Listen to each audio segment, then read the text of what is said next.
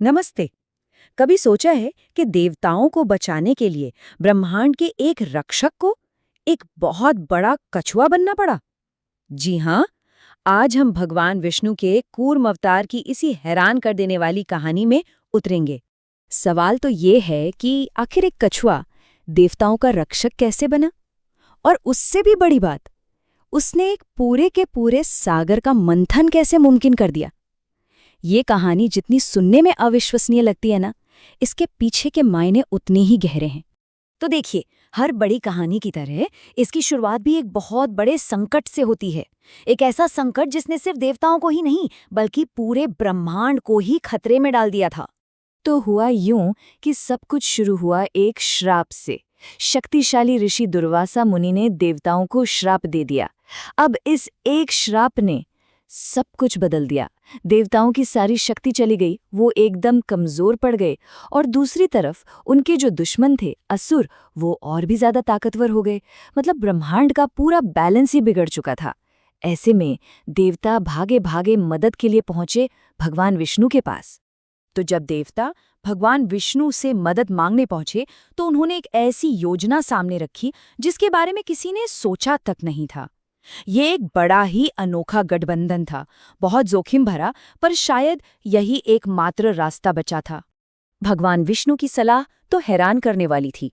उन्होंने कहा, अपने दुश्मनों यानी असुरों से दोस्ती कर लो और क्षीर सागर को मथने में उनकी मदद मांगो। इससे अमरता का अमृत निकलेगा। अब जरा सोचिए, अपने सबसे बड़े दुश्मनों के साथ मिलकर काम करना। पर यही वो तरीका था जिससे देवता अपनी खोई हुई शक्ति वापस पा सकते थे।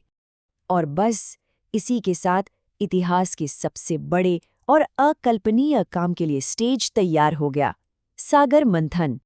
अब इस बहुत बड़े काम को करने के लिए 3 मुख्य चीजों की जरूरत थी। पहली, मथनी के तौर पर सुनहरे मंदराचल पर्वत को ही उखाड़ कर ले आया गया। दूसरी, रस्सी का काम करने के लिए नागों के राजा वासुकी तैयार हो गए। और तीसरी, देव और असुरों की टीमें जो इस रस्सी के दोनों सिरों को खींचने वाली थीं। लेकिन ये सहयोग इतना आसान कहाँ था। शुरू में तो देवताओं ने सांप का सिर पकड़ा, पर असुरों को लगा भाई हमारे साथ तो धोखा हो रहा है, और वो मुंह वाला सिरा लेने की जिद पर अड़ गए। ये छोटा सा झगड़ा ही दिखाता है कि उनका ये गठबंधन कितना नाजुक था। तो सब कुछ तैयार था, देवता और असुर अपनी अपनी जगह पर थे, लेकिन जैसे ही उन्होंने मंथन शुरू किया, एक ऐसी गड़बड़ हो गई जिसने पूरी योजना को लगभग डुबो ही दिया। असल में दिक्कत ये थी कि इतने विशाल मंदराचल पर्वत का पानी में कोई बेस, कोई आधार ही नहीं था, और जैसे ही मंथन शुरू हुआ, पूरा का पूरा पहाड़ धीरे धीरे समुद्र में डूबने लगा। ऐसा लगा कि सब कुछ खत्म। देवता और असुर दोनों ही एकदम लाचार महसूस कर रहे थे। और ठीक इसी निराशा के पल में एक दिव्य शक्ति का आगमन होता है। इस समस्या का समाधान था भगवान विष्णु का एक अवतार, कूर्म यानी कछुआ। ये विष्णु का दूसरा अवतार था जो खास तौर पर इसी एक काम के लिए प्रकट हुआ था। कूर्मदेव सीधे समुद्र के तल में तैर कर गए और डूबते हुए मंदराचल पर्वत को अपनी विशाल पीठ पर उठा लिया। उन्होंने एक ऐसा स्थिर आधार दिया जिसकी सख्त जरूरत थी। अब मंथन फिर से शुरू हो सकता था। और एक मजेदार बात यह है कि कहते हैं जब वो पहाड़ उनकी पीठ पर घूमता था तो उन्हें ऐसा लगता था जैसे कोई उनकी पीठ खुजला रहा हो। इससे उनकी विशालता और शक्ति का अंदाजा लगाया जा सकता है। तो कूर्म के दिए आधार पर मंथन आखिरकार सफल हुआ। लेकिन समुद्र से जो निकला उसमें सिर्फ अद्भुत खजाने नहीं थे, बल्कि एक बहुत बड़ा खतरा भी छिपा था।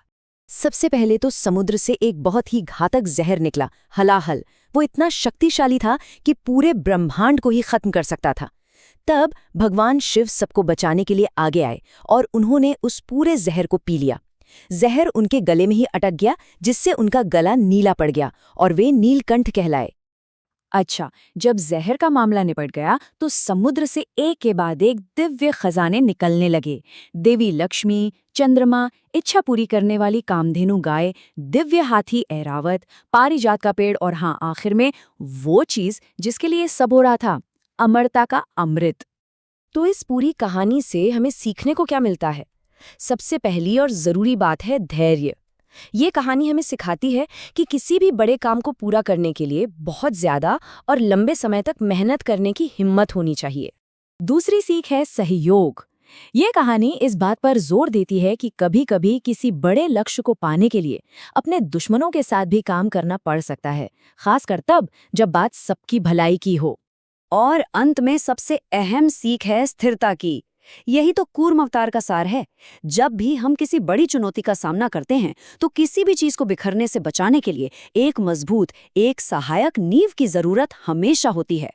तो ये कहानी खत्म होने के बाद एक सवाल जरूर मन में आता है कि हमारी अपनी जिंदगी में ऐसे कौन से बड़े पहाड़ हैं, कौन सी ऐसी बड़ी चुनौतियां हैं जिनको सच में एक स्थिर, एक मजबूत नींव की जरूरत है, ठीक वैसे ही जैसे कूर्म अवतार ने दी थी।